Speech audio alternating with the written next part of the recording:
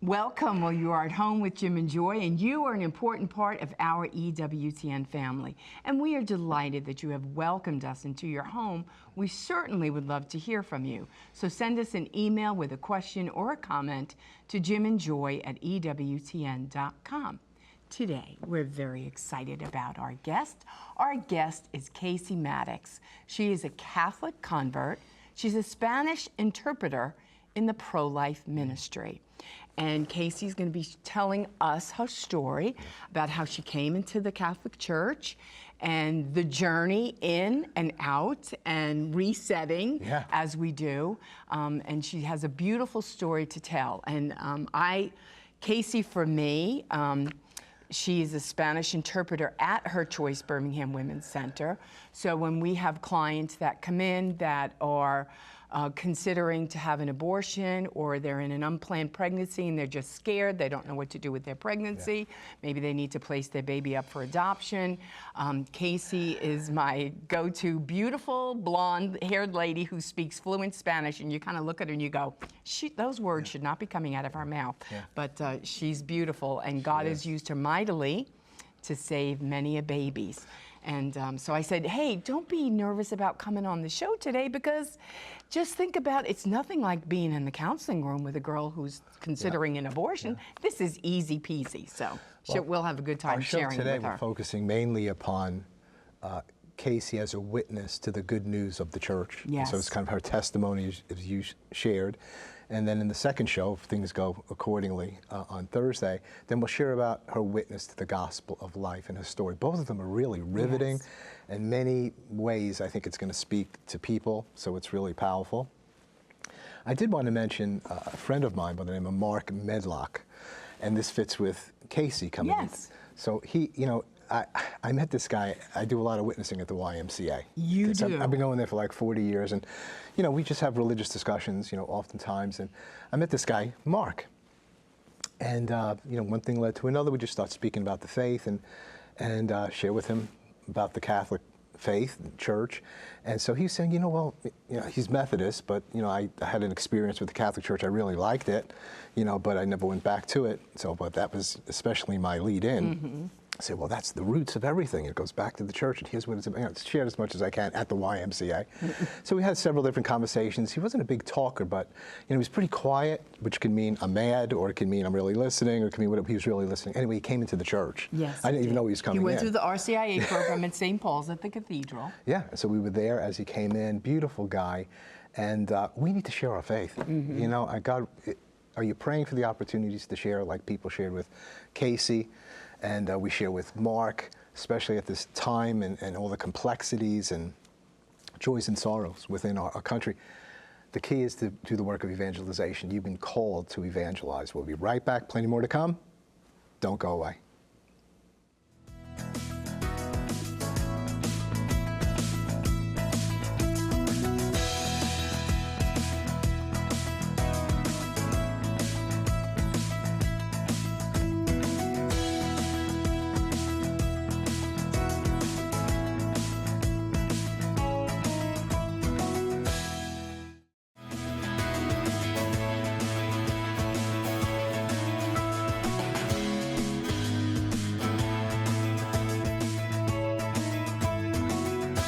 Welcome back. While you're at home with Jim and Joy. And today our guest is Casey Maddox. She's a Catholic convert. She's a Spanish interpreter in a pro-life ministry. And Casey, we are so delighted to have you on At Home today. And we want you to tell our family a little bit about yourself and then about your faith life growing up. Thank you very much for having me. I'm so excited to be here and talk to you all.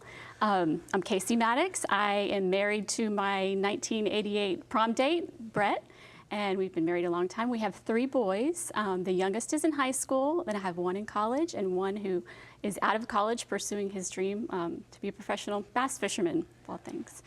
I guess I was introduced to Jesus as a young child. I kind of cling to him.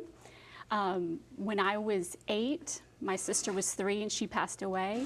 And so that seemingly horrible thing really allowed me to rely on Jesus, and he became my best friend. And so I really grew up he was my best friend. And I Yeah. grew up, I was baptized as a baby in the Presbyterian church, and then grew up in South Florida, kind of, going to church here and there, not really consistently.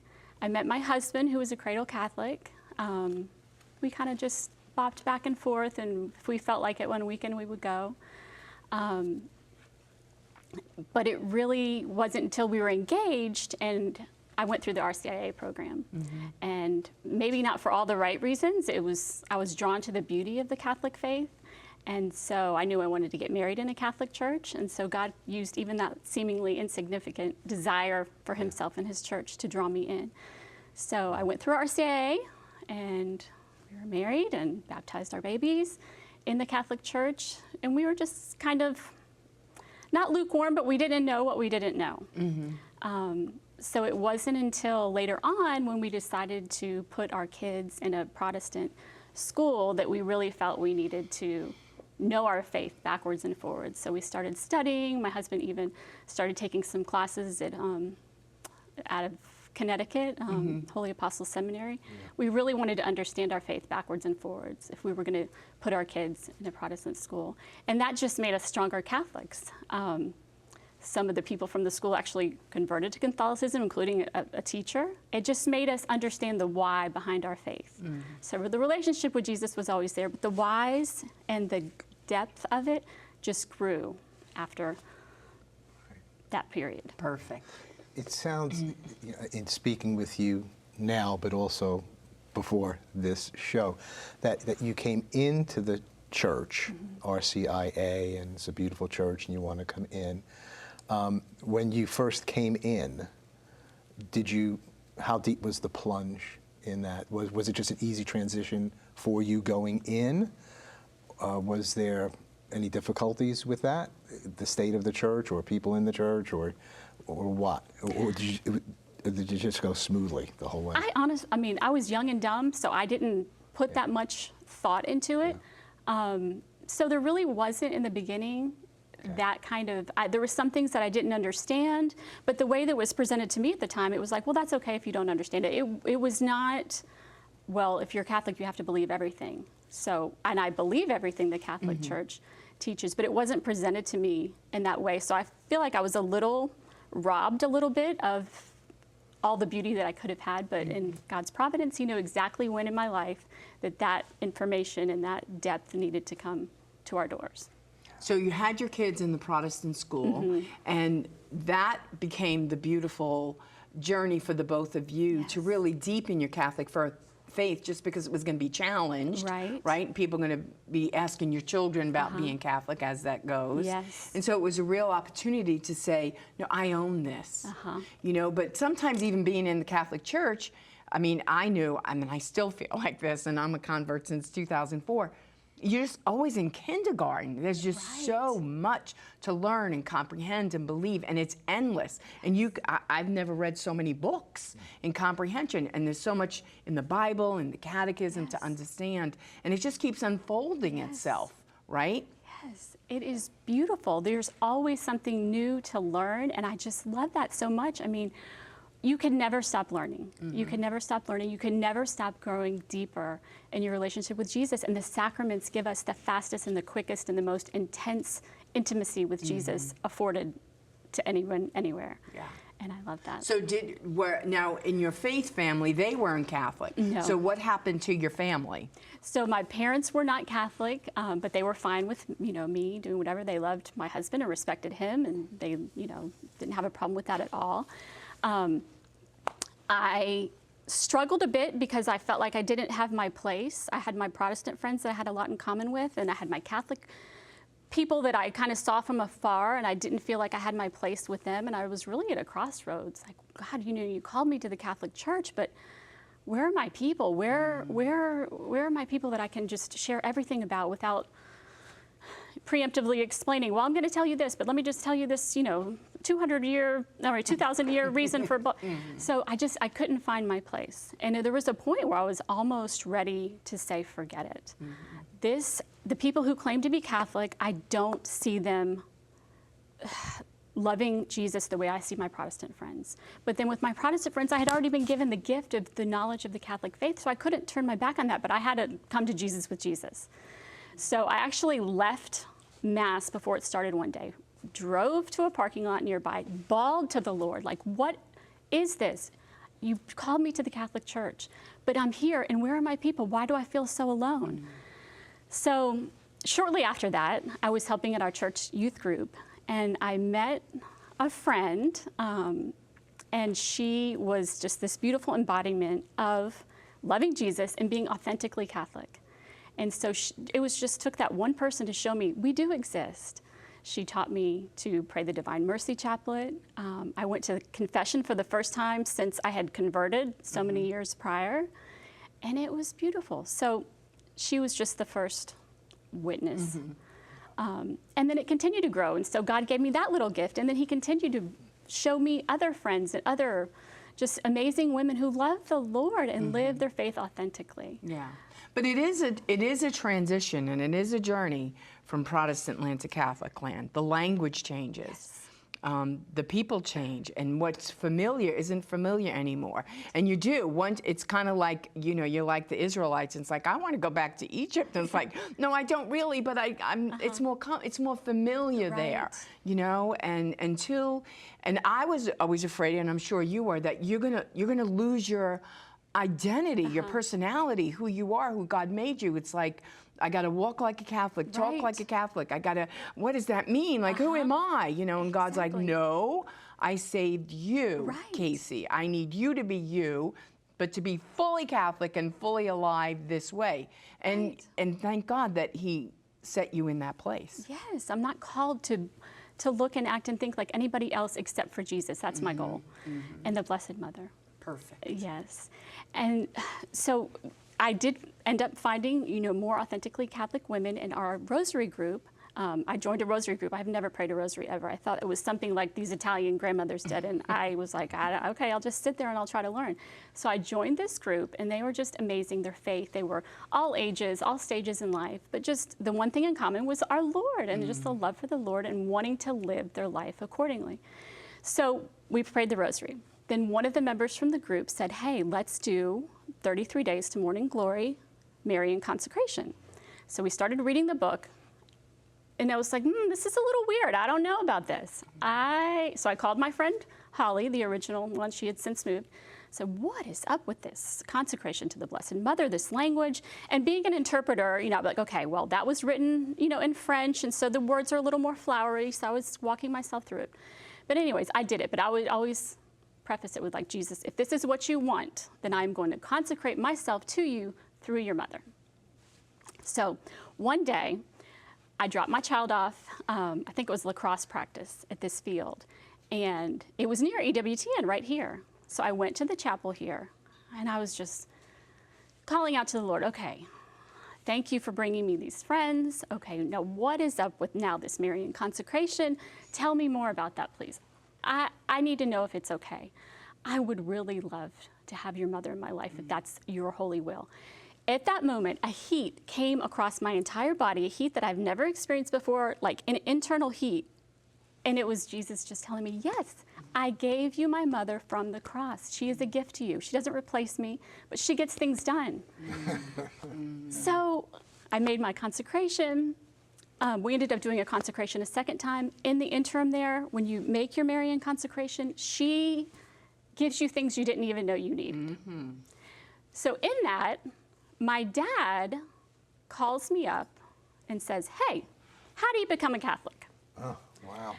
Beautiful. And my friend made the connection for me. Do you realize when he made that call was around the same time of your first Marian consecration? So my dad found out he wanted to find out how to become Catholic. I found a church in his area in Jacksonville. I didn't know what my mom was going to think about it. She said that she was going to take my dad and be with him. And then she told me, I think the second class, she said, I started this for your dad, but I'm finishing it for myself. And so it was just seeing them receive the Eucharist on Holy Saturday was one of the most amazing gifts ever. So the rosary has just been a big part for me. I started learning, the kids being in the Protestant school, and we were learning history and all of that. So I learned about the Battle of Lepanto and how that battle was won through the power of the rosary. And interestingly, my youngest son's birthday is October 7th, the day that we celebrate that. So I'm learning all this, and I'm so excited. I'm talking about the rosary, and I'm learning about the signal graces that our Lord gives you when you do things his way. He kind of gives you winks from heaven saying you're on the right track. So I'm talking to my beautiful mother-in-law. We're at dinner. It's my husband, my mother-in-law, and one of my children. And so we're talking about the importance of the rosary and just the power that it has. And we go back to the car. So my son and my husband walk down one way, and my mother-in-law walks down another way because she's got these cute shoes on, and we have to take a roundabout path. So as we go down to the car, on this light post, there's this beautiful white rosary sitting on the light post. There is no reason that a white rosary should be sitting on a light post outside of a sushi restaurant in Birmingham, Alabama. It was amazing. And that was just another sign from above, like, yes, you were on the right track. Keep close to me, keep close to my mother, and we'll take care of you. Yeah. Just thinking as you're sharing and, the kind of steps you have to take or God leads you through to really understand, intimacy with our Lord and his mother and St. Joseph. And it sounds like in your story where you started was a real need for fellowship with genuine people within the church. And then you learn, hey, I've got countless saints and angels, and I'm so desperate for fellowship, but they're alive. Mary's alive. Not only a Protestant brother, but Jesus is alive. Yes. We say Jesus is alive, and Mary's alive, and St. Joseph is alive, and they don't take his place, but we've got so many people to relate to, and they're really interacting with you. Yes, our Catholic toolbox is so big. We have so many different ways, and some might draw people more than others, but we have so many ways to be close to him. I remember on one day at Her Choice, I received the sacrament of healing, I received the sacrament of reconciliation, I received the Eucharist. I felt like I was Superwoman because Jesus was in me in every powerful way. Yes. And that happened at Her Choice because Father John Paul is there, Exactly. and he leads Mass periodically. Yes, yes. So It is. And Brett is with you every step of the way. absolutely, we have grown so much together, and yes, he wishes he could just, study full time. That would be his dream, just to study full time. And yes, and it's in this world that we live in, there's so many compromises, but when you try to stay on the path that the Lord has created for you, it's a lot less bumpy than if you try to do it your own way. And it doesn't mean we're going to be free of trials and tribulations. I mean, life is happening, but you're saying, Jesus, I'm keeping my eyes fixed on you. Yes. Well, we're going to take a break at this point. We're going to hold you over for the final segment. We want to hear more about what's in the toolbox, so that people can know it's just absolutely abundant what is in the Catholic Church by the grace of Jesus Christ. We'll be right back. There's plenty more to come. Please don't go away.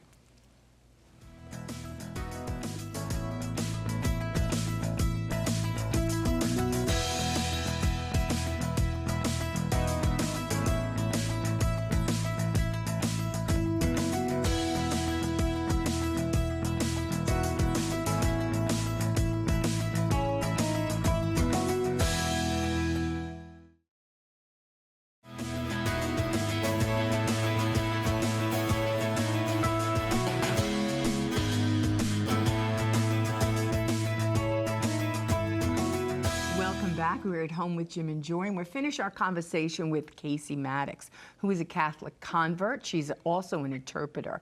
Now, Casey, tell our family a little bit about being an interpreter and how God is using you in that way, culturally, but even, in your witness.